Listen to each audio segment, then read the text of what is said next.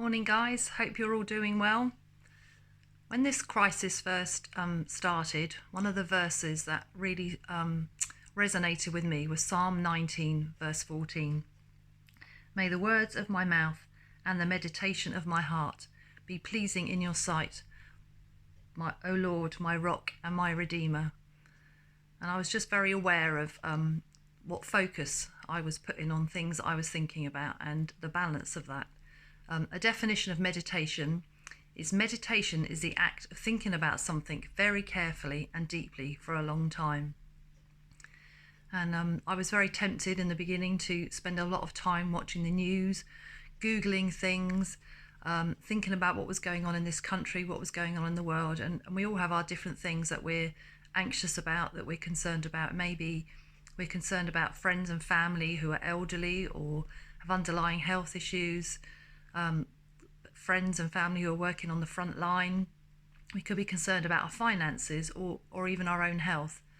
We may be struggling with the lockdown itself, of being confined to our homes. Maybe we're on our own and we're feeling lonely and struggling with that. Or maybe the people we're locked down with, we don't find easy. And these things can all take over our thoughts, and we can end up meditating on them and them being the things that just take up our mind and our kind of energy in some ways. 1 Peter 5 verse 7 tells us to cast all our anxieties on him because he cares for you. And that's the instruction of what we should do with these anxieties, the things that we should cast them on him.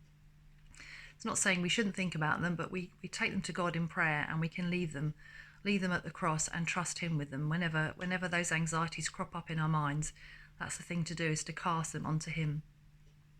I was listening to a podcast the other day, so it's not an original thought of mine, but it just really struck me what this lady was saying. She was talking about hummingbirds and vultures, and the difference between them is that hummingbirds feed on nectar and vultures feed on death.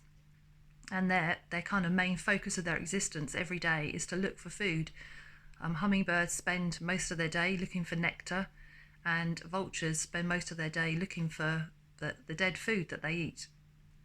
And I think it just really, really struck me of what is my focus, what am I drawn to even, what am I attracted to, what do I want to feed on? What we meditate on, I think, feeds our hearts. So what are we feeding our hearts? Matthew 12 verse 34 says, "For out of the overflow of the heart the mouth speaks. The good man brings good things out of the good stored up in him, and the evil man brings evil things out of the evil stored up in him." I think it's important what we're storing up, what are we feeding on, what are we drawn to. Let's be those who feed on God's words, on his promises, who spend our time listening to worship music, focusing on God, just being thankful for all the good that he's done in our lives, all the good that we can trust him with, and knowing that he's in control. Let's be like hummingbirds and not vultures. I'm just going to finish by reading this verse from Philippians. "Finally, brothers, whatever is true, whatever is noble, whatever is right, whatever is pure, whatever is lovely, whatever is admirable, if anything is excellent or praiseworthy, then think about such things." Have a good day, guys. Bye.